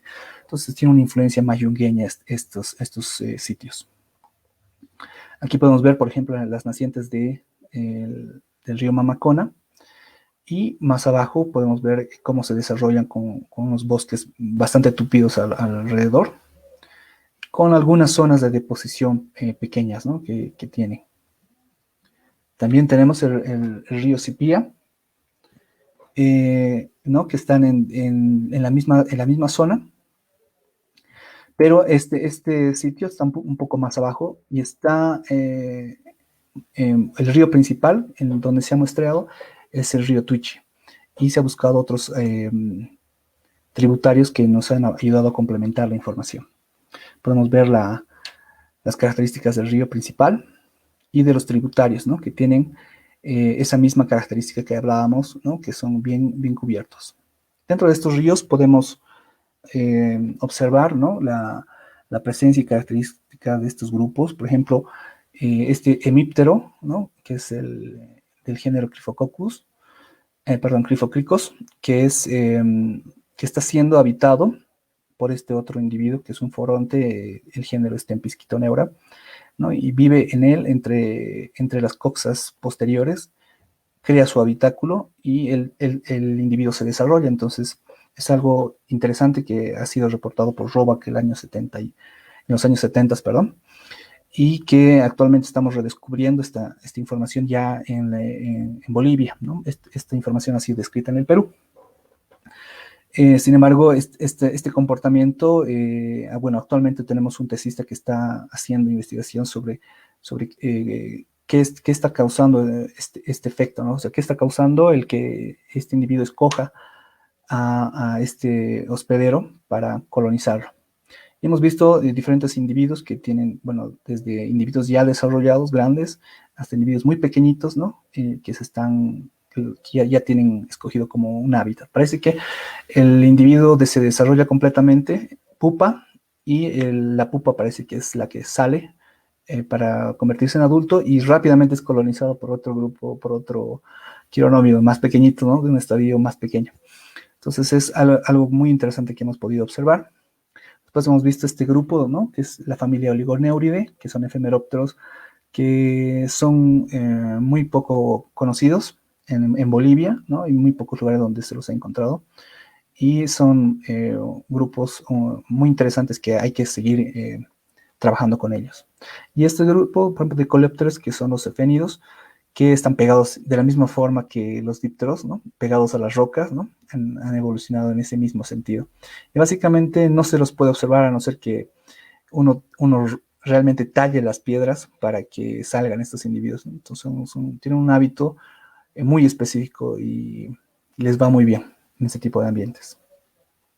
También tenemos en esta misma zona individuos de depredadores de Perlide, ¿no? Y diferentes tipos de odonatos, ¿no? Algunos de ellos que tienen hábitos más de predación, en el sentido de que esperan a su presa, y otros que son más lanzados, ¿no? Que van a la caza de sus presas. Y en el sentido de lo que son nuevos registros, hemos hecho como les he dicho, hemos hecho una evaluación a nivel de familia. Sin embargo, estos grupos han saltado a la vista, ¿no? O sea, por ejemplo, aquí tenemos este grupo que es, Ititrichia, es del género de la familia Hydroptilidae, que resalta por sus formas. Estas fotografías nos ha apoyado el biólogo Marto Rico, que, bueno, se ha empeñado en ayudarnos y, bueno, hasta sacar una fotografía más lúcida, ¿no? Son individuos muy pequeños estos Esto es 1 milímetro, ¿no? Esta es la escala de 1 milímetro. Entonces son niveles muy pequeños y las cámaras realmente tienen que dar lo mejor de sí para tener fotos de ellos. Entonces, en base a esto tenemos este trabajo que está pendiente todavía para ser publicado. Entonces, estamos buscando una revista que nos pueda ayudar a sacar esta información, ¿no? Estos nuevos reportes para el parque. Vamos a ir un poco más abajo ahora, ¿no? Nos vamos a ir a Alto Madidi, ¿no? Alto Madidi esta zona, digamos, tiene un río principal, que es el río Madidi, y que tiene diferentes tributarios. Estos ríos, como podemos ver, son ya de una gran dimensión, son ríos muy, muy fuertes, y que también tienen una diferente variedad de ambientes, por ejemplo, como este, que son arroyos laterales, que contribuyen también al canal principal. Pero podemos ver, por ejemplo, en este caso, que este tipo de arroyo es completamente estancado, ¿no? En esta época tenía aguas, muchas partículas de sedimento, y la diversidad que encontramos en estos sitios también es baja. Y eso vamos a discutir un poquito más adelante. También tenemos sitios en el río Hondo, esta foto ya les había mostrado, ¿no? Con las palizadas que bajan particularmente en este río, que es muy engañoso, ¿no? En ciertos momentos es imposible de navegar subiéndolo, y puedes tardar días de días intentando llegar a tu estación de muestreo, pero en cuestión de horas puedes llegar a descender desde arriba hasta la parte baja, precisamente cuando hay un poco más de agua, ¿no? Entonces es un ambiente muy, muy, muy interesante y muy engañoso también. Es la parte alta del Hondo, ¿no? Donde tenemos ahí una cuchilla, y precisamente tenemos este sustrato grueso, ¿no? Que por detrás tenemos también estos ambientes donde hay bastantes pozas, y hemos tenido la suerte de pescar un par de pacúes para el estudio de peces. Y también tenemos este tipo de arroyitos pequeños, ¿no? Que también aportan una diversidad de macroinvertebrados específica. Por otro lado tenemos el río Tuichi, ¿no? Que es igual que Alto Madidi, es un río grande, ¿no? Que ya tiene, por ejemplo, en este caso, más pronunciados los depósitos de sedimentos. En este caso todavía son mixtos, tenemos arena y piedras, ¿no? Cuando ya el río está mucho más desarrollado, tenemos solamente arena, ¿no? Entonces esta todavía es una parte en la que el río es tanto hace transporte de sedimento como depósito de sedimento. Esta es otra parte. Y comentarles que estas fotos han sido tomadas un día muy soleado, pero al día siguiente de esto, cuando hemos trabajado en los puntos, nos ha llovido increíblemente. Entonces vamos a hablar un poquito más adelante de eso también. Aquí tenemos el río Kendeque, que es un paraíso, ¿no? Y que para trabajar en él hemos hecho un viaje especial, ¿no? En el cual hemos estado una semana en él. Y hemos trabajado con la parte de peces, ¿no? Y aprovechando también todo esto de la fauna de macroinvertebrados. Y finalmente tenemos el río Hit, ¿no? Que como Guido nos ha mostrado, es un río muy grande y que tiene características muy interesantes. Por ejemplo, tiene estas zonas como pantanosas, en las pampas como tal, que generan arroyos, ¿no? Y con aguas bastante... con aguas con características ácidas, ¿no? Y eso de alguna forma también hemos visto que afecta a la comunidad de macroinvertebrados, que vamos a ver un poquito más adelante cómo se estructura. Entonces en esta parte, ¿no? Podemos ver, por ejemplo, en esta parte de Piedemonte, los Coridalidae, ¿no? El género Coridalus son estos megalópteros que miden más de 10 centímetros en algunos casos, y son depredadores top en la parte de macroinvertebrados, ¿no? Incluso se compiten con algunos peces pequeños por las presas, y es un grupo muy, muy interesante, ¿no? Que hay que darle también su peso. También tenemos este grupo, ¿no? Que estos efemerópteros, que son los Eutyplosidos, familia Eutyplosidae, que tienen estas agallas bien visibles y bien características, ¿no? Aparte de esta modificación en las mandíbulas. Y también a los hidrobiócidos, que son individuos que son característicos de estos ambientes, ¿no? Como colectores-recolectores. Dentro de lo que es la llanura ya pampeana del HIT, hemos visto estos grupos mucho más abundantes. Por ejemplo, a pesar de que, por ejemplo, Macrobrechium ya lo tenemos desde lo que es el Alto Madidi, Hondo, Río Hondo, la abundancia de estos va incrementándose a medida que vamos bajando cada vez más, ¿no? Y se vuelven mucho más importantes para los ecosistemas, precisamente porque cumplen como que reemplazan la labor de los macroinvertebrados en la producción secundaria, y ellos son mucho más abundantes y se convierten en presa de muchos peces, ¿no? Y que tienen una importancia, resalta su importancia mucho más. Entonces, todo lo que hemos hablado se resume en MDS, que básicamente cada punto es una estación de muestreo, y la cercanía entre los puntos nos dice que son más similares entre sí. Por ejemplo, aquí tenemos Chocollo, ¿no? Que es de la vertiente altiplánica. Diríamos que debería parecerse mucho más a lo que es Puina. Sin embargo, podemos ver que hay una diferencia incluso entre vertientes, ¿no? La vertiente altiplánica y la vertiente amazónica en la parte alta tiene ciertas características entre su fauna que seguramente está reflejándonos la variabilidad ambiental, ¿no? Estas pendientes, esas diferencias entre pendientes que hay, ¿no? Los tipos de sustrato que se tiene, la pendiente, la vegetación, hace, ¿no? que otros grupos de macroinvertebrados estén en esta zona. Muy similar a Chullo, que está en la cuenca de Queara, ¿no? En la parte de Puina.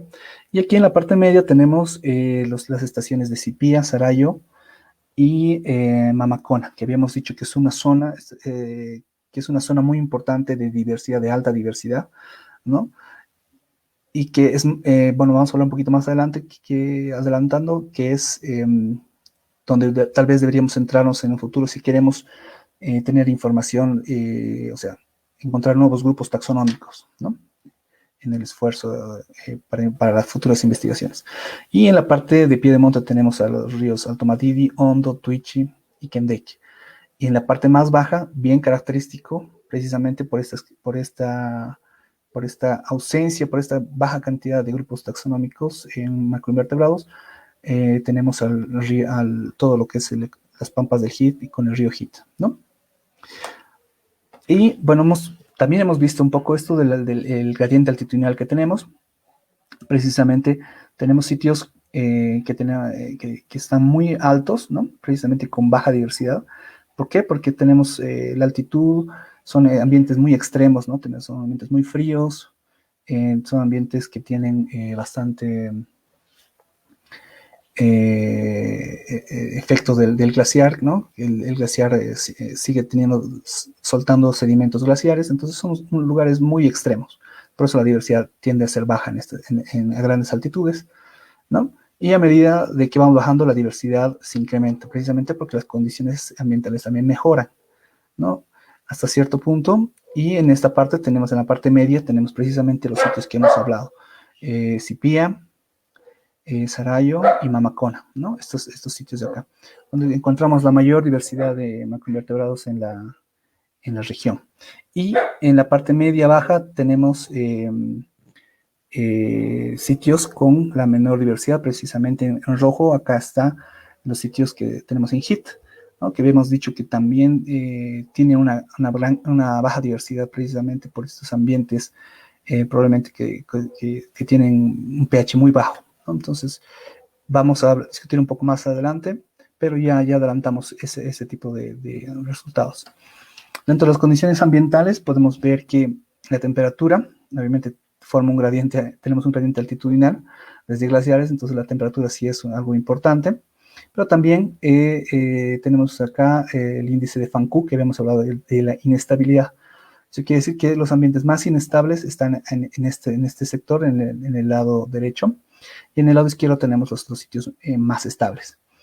Entonces, eso es importante reconocer, ¿no? Que aquí tenemos un grupo en el lado izquierdo, que son los grupos de montaña y alta montaña, y en la izquierda tenemos los sitios de muestreo que están en Piedemonte y en la parte baja. Entonces, esta discriminación ya nos da una idea de la importancia, ¿no? de la estabilidad del hábitat en el ambiente. Perdón, en la composición, claro, en el ambiente, en la caracterización. Es así que con este índice FANQ que hemos calculado, hemos hecho una relación con el índice BMWP y hemos obtenido una relación negativa, precisamente ¿por qué? Porque cuando tenemos sitios más inestables, tenemos un índice BMWP bajo, ¿no? Precisamente ¿por qué? Porque esta relación está diciendo que cuando hay mayor inestabilidad, los índices no llegan, o sea, la diversidad del sitio no llega a tener valores altos. Entonces, esto nos está mostrando de que es importante la estabilidad de los cuerpos de agua, además de la calidad físico-química del agua que normalmente se mide, ¿no? Y nos está mostrando de que en este tipo de ambientes que son poco alterados, cobra incluso una mayor importancia que la parte físico-química. Y esta misma relación la tenemos acá con la diversidad, ¿no? Y también con la riqueza taxonómica. Entonces, eso nos está diciendo que hay que tomar mayor atención a esta parte de la estabilidad de los cuerpos de agua, precisamente porque puede estar respondiendo, o sea, la diversidad de macroinvertebrados puede estar respondiendo más a estos parámetros de estabilidad de hábitat que a la parte físico-química, ¿no? De contaminación. Entonces, ¿qué es lo que nos queda proponer ahora? Es incluir lo que es la evaluación morfoestructural junto con lo que es la evaluación biológica y físico-química para todos los ambientes acuáticos, ¿no? Comenzar con un monitoreo del parque, ¿no? Que es uno de mis objetivos personales, ¿no? Para tener líneas base en cuanto a lo que es el tiempo y futuras actividades que van a tener seguramente el AMNI en la región, ¿no? Y actualmente en Bolivia no son actualizados, no están considerados estos parámetros en lo que es la evaluación de la calidad ecológica, ¿no? Entonces es muy importante incluirlos, ¿no? Ya que en Bolivia no solamente tenemos el Madrid, sino tenemos otro tipo de ambientes como ser las zonas altiplánicas y las zonas de valles secos, ¿no? Entonces, ante esta heterogeneidad es necesario meter este tipo de conceptos. Otra cosa que quería ya para terminar aclarar es esta zona que tenemos acá, que es habíamos hablado de la zona que está cercana a Polo, que tiene una geología muy particular del Carbonífero ordovícico, y precisamente hablar un poco de estos depósitos de areniscas y lutitas que hemos visto en los ríos, precisamente le dan una característica particular a estos ambientes. Entonces, nosotros podemos, yo creo que dentro de la parte acuática, y Guido también lo ha dicho, hemos coincidido un poco, que esta zona es muy importante precisamente para encontrar estos nuevos grupos, nuevas especies, ¿no? Que puedan ser reportadas para la ciencia. Y quiero agradecerles a todos por haber escuchado y aprovechar el momento, ¿no? Para que también este trabajo no lo hemos hecho solos. Gustavo Álvarez nos ha apoyado también en el muestreo de macroinvertebrados cuando ha trabajado.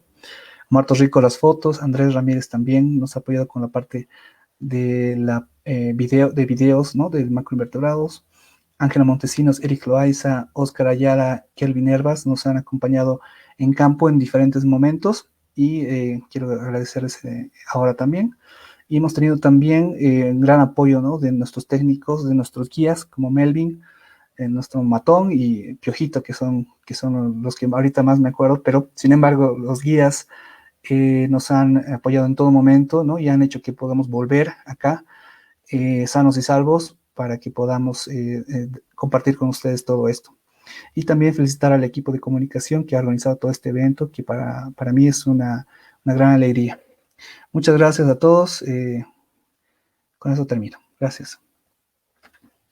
Bien, muchas gracias, Jorge. Sin duda el mundo de los macroinvertebrados es fascinante. Tu trabajo es un gran aporte al conocimiento de macroinvertebrados para el Parque Madidi. Debo transmitir también que hay varias felicitaciones a tu trabajo, incluso desde el Perú. Bueno, creo que ahora podemos pasar al espacio de preguntas. Bien, esta pregunta va para Guido. Dice, ¿qué ley o decreto o norma protege a los peces tropicales amazónicos? Especialmente habla de la especie de coridoras. ¿Cómo se puede proteger para la comercialización? Ok, bueno, hay una ley de pesca general y obviamente tenemos leyes más generales como de medio ambiente y específicamente para los peces con valor ornamental, que creo que va por ahí la pregunta, se estaba trabajando un reglamento que regule esa actividad, porque no hay ninguna regulación para esa parte. Y estaba en proceso. Entonces es una tarea pendiente ahí entre, obviamente, las instancias pertinentes y el apoyo técnico que podemos conformar. Entonces, pero no hay nada específico para ese grupo, solo una propuesta. Muchas gracias, Guido. Luego también preguntan si se han registrado cambios en la temperatura de los distintos cuerpos de agua que se han trabajado. Y preguntan cómo puede afectar esto a la cantidad de peces. Uh-huh. Bueno, el tiempo que nosotros hemos trabajado no es tan grande, ¿no? Para ver una variación de temperatura en un mismo sitio, se necesitaría un monitoreo de varios años. Y obviamente estamos en un escenario de cambio climático y sin duda cuerpos de agua con profundidad muy escasa, como esta laguna que les mostraba, sin duda van a tener una mayor temperatura, ¿no? Y por consiguiente efectos en la diversidad de peces. Ya se han registrado algunos eventos de mortandades masivas, ¿no? De peces que están principalmente asociadas a la falta de oxígeno. Entonces, estos eventos esperemos que no sean más frecuentes, pero es previsible si es que no se toman acciones para evitar que incluso como país nosotros emitamos tantos gases de efecto invernadero, ¿no? Estamos viviendo en una época de incendios y todo eso repercute, ¿no? O sea, el hecho de que estemos modificando tanto nuestra atmósfera hace de que la disponibilidad de agua disminuya y con eso obviamente los cuerpos de agua se ven afectados. Entonces es un ciclo, ¿no? Que está todo enlazado. Y obviamente hay acciones que tomar, pero de una forma integral, ¿no? Para evitar mayores desastres. Muchas gracias, Guido. Bueno, la siguiente pregunta también va dirigida a la parte de los peces. Dice, ¿qué acciones se están tomando respecto a la contaminación del agua por la actividad minera en la fauna de peces, bueno, y también de macroinvertebrados? Sí. Bueno, voy yo, otra vez luego Coquito puede complementar. Ese es otro aspecto bien determinante, ¿no? La contaminación por la liberación de mercurio es terrible y sin duda es una de las más fuertes con las que se enfrenta la ichtiofauna. Y no hay una regulación específica para que eso se evite. Y si es que hay, o sea, la aplicación es muy escasa. Lo que sí conocemos es de que hay algunas iniciativas que hacen eso, que hacen esta extracción de oro, que sí quieren hacerlo mejor, ¿no? Y tal vez ese es el camino, ¿no? En el hecho de rehusar su mercurio y no liberarlo. Hay iniciativas que incluso WCS está apoyando para que haya un adecuado manejo de esos residuos y que tengan una producción de oro verde, ¿no? Oro limpio, y que no afecte a los ecosistemas acuáticos. Entonces, lo importante de esto es de que si bien hay muchas amenazas, también hay soluciones, ¿no? O sea, como humanos somos muy hábiles en destrozar las cosas, pero también somos muy creativos a la hora de buscar soluciones. Y este ejemplo que les menciono, que hay algunas iniciativas que quieren hacerlo bien, es una muestra de eso, y que, bueno, si se popularizan y se muestra su eficacia, sin duda pueden ayudar a reducir los impactos de este tipo de actividades en los ecosistemas acuáticos. Gracias, Guido. José, tal vez nos puedes complementar con la misma pregunta, pero la parte de los macroinvertebrados, por favor. Dale, adelante. No, Respecto a la anterior pregunta, dices, actividad minera, pero con el efecto respecto a los macroinvertebrados. muy bien. Claro, como Guido nos estaba comentando antes, todavía no hay acciones claras todavía. Sin embargo, hay pequeñas acciones que se están tomando por algunas empresas. Sin embargo, también es importante, ¿no?, recalcar en esta parte del enfoque desde los macroinvertebrados, que en muchos de ellos se ha testeado el efecto, ¿no?, que pueden también estimar el efecto de la minería. Sin embargo, para la cuenca todavía se desconoce estos estudios, ¿no? Y bueno, queda como una meta más adelante para lo que es la evaluación de los cuerpos de agua en este sentido con la minería. Gracias, Jorge. Bien, paso a la siguiente pregunta. Dice, ¿en qué medida las represas que se intentan hacer en el Bala pueden afectar a la biodiversidad acuática? Bueno, y en general, en realidad, toda la biodiversidad presente dentro del parque. Sí, no, sin duda, si es que se concreta un proyecto de esa envergadura, sería devastador, ¿no? No solamente por el enorme embalse que se produciría, sino también por los efectos en la pérdida de conectividad que les mostraba que son claves para los peces y que tienen que llegar a zonas de reproducción y que dependen de condiciones químicas estructurales. Ustedes han visto las características que tienen estos cuerpos de agua en la excelente presentación de Coquito. Entonces, esas características son las que buscan estos peces para reproducirse. Entonces, si no las encuentran, obviamente no van a lograr hacerlo y obviamente la producción en general va a disminuir. Entonces, esta pérdida de conectividad sin duda repercutiría drásticamente en todo. Lo interesante es de que al parecer ese proyecto del Bala está suspendido, esperemos que por buen tiempo, y se vean alternativas.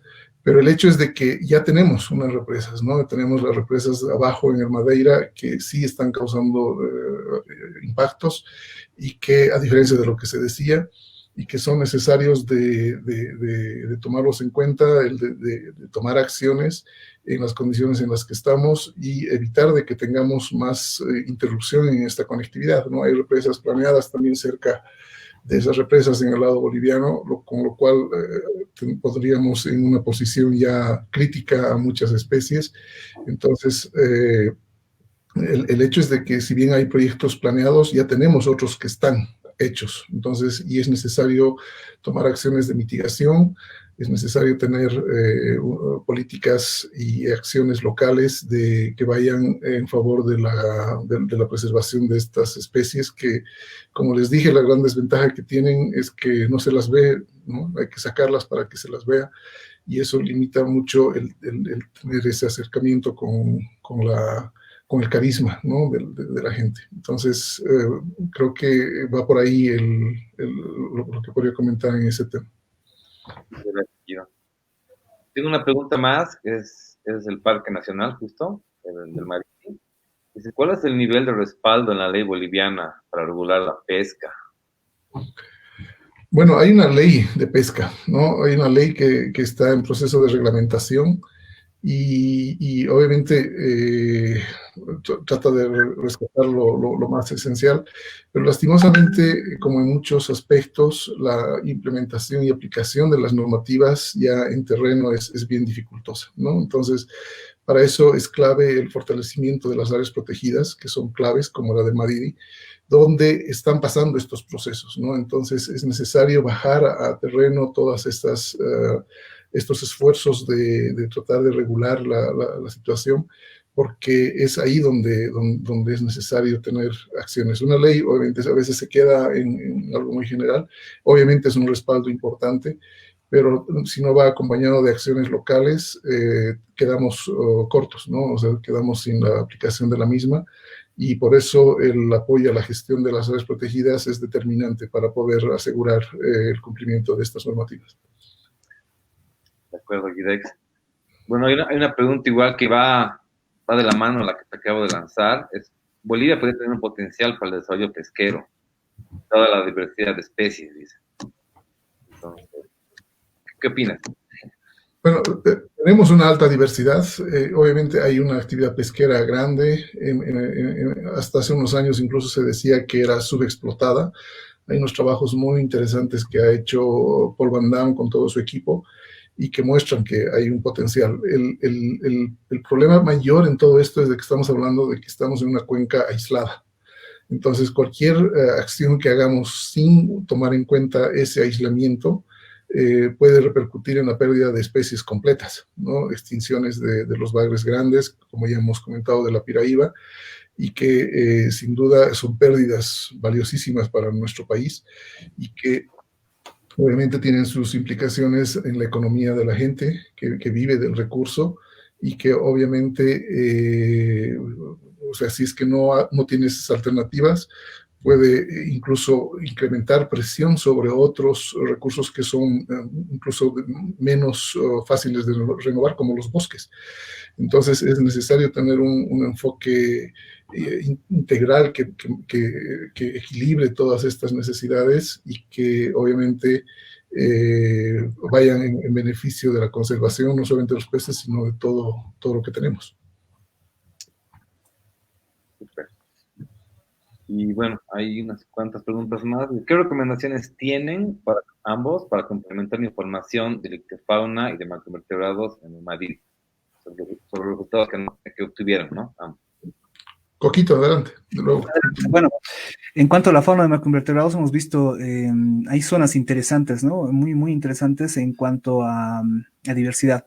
Y hemos visto que en el estudio que hemos realizado, han saltado a estos grupos nuevos que hemos encontrado y que si nosotros empezamos a buscar más, seguramente vamos a encontrar nuevos grupos, muchos grupos que seguramente están ahí, que en estos cuerpos de agua, como decía Guido, que no se han muestreado, no se han tocado todavía. Y eso en cuanto a lo que es la parte de macroinvertebrados, en cuanto a lo que es biodiversidad. Entonces, estos sitios son muy, muy importantes para seguir estudiando, seguir buscando. La parte de invertebrados sabemos que la parte terrestre es muy amplia, ¿no? En cambio, la parte la parte acuática es un poquito más restringida. Y bueno, también hay que empezar a apoyar la parte de taxonomía, ¿no? Precisamente porque ahora muchos de los trabajos se desarrollan en el campo solamente de la ecología y a veces solamente necesitamos información de la parte a nivel de familias para ver algún tipo de patrón. Sin embargo, la importancia de la taxonomía radica en precisamente saber cuántas especies, cuánto tenemos, cuánto estamos perdiendo, ¿no? Cuántas especies estamos perdiendo. Entonces, yo creo que la importancia tenemos que darlos también, tenemos que darlos los profesionales biólogos, en el sentido de que hay que apoyar más a la taxonomía y gente que se dedique a estos grupos de estos invertebrados que a veces pasan desapercibidos, pero tienen una gran importancia. Sí, bueno, y en relación a los peces, lo que vimos claramente con los estudios del DNA ambiental es de que hay mucho todavía por describir, ¿no? Tenemos una cantidad enorme de material genético que no se ha podido asignar a una especie, y eso es porque no sabemos qué son. Entonces es necesario trabajar en los bancos de referenciación y eso implica hacer caracterizaciones genéticas de las especies y que obviamente alimenten una base con la cual se compare. Entonces, creo que de lo que más resalta de todo lo que hemos hecho es eso, de que tenemos que tener unas bases más amplias, que esos 558 esas 558 especies que están referenciadas genéticamente suba, ¿no?, al doble, al triple, para que podamos tener una mayor información de lo que tenemos. Y no solamente de peces, como han visto, mediante estos métodos se puede caracterizar incluso otros grupos, ¿no? Entonces es necesario incrementar esa información lo más ampliamente posible. Muchas gracias, Dios. A buscar los 380 entonces, registros de peces. Un poquito, ¿qué efectos ocurrirían si alteramos los hábitats de los macroinvertebrados en las cuencas del Madidi?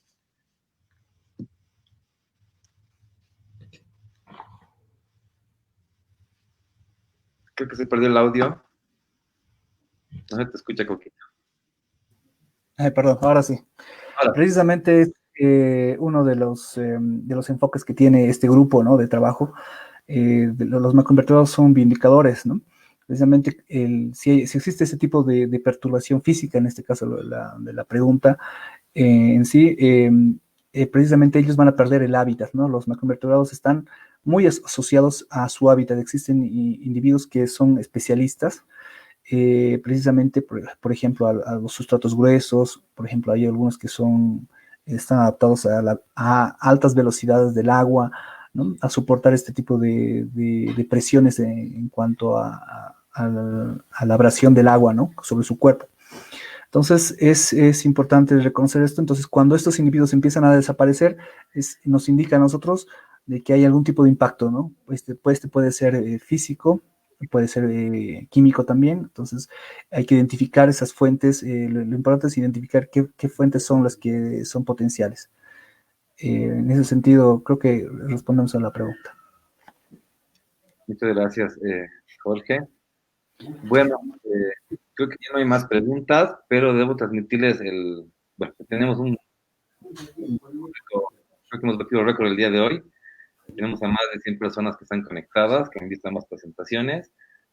Ambos mandan sus felicitaciones a ambas personas. Hay personas del equipo de guardaparques de Madidi que agradecen a Guido por recordar el legado que dejó Mario Buduán. Es excelente trabajo para ambos. Y yo quiero agradecerles a los dos, felicidades por el gran trabajo que han realizado en el campo y también en el gabinete. Y bueno, muchas felicidades a los dos profesionales. Creo que con esto concluimos las presentaciones del día de hoy.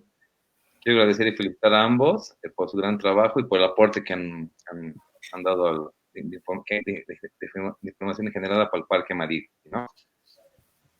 Muchas gracias.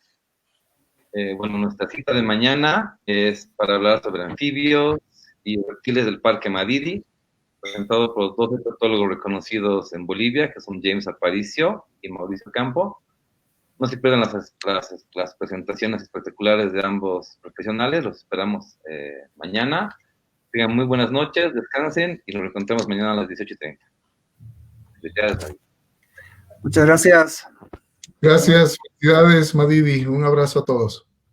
Saludos, chao, chao.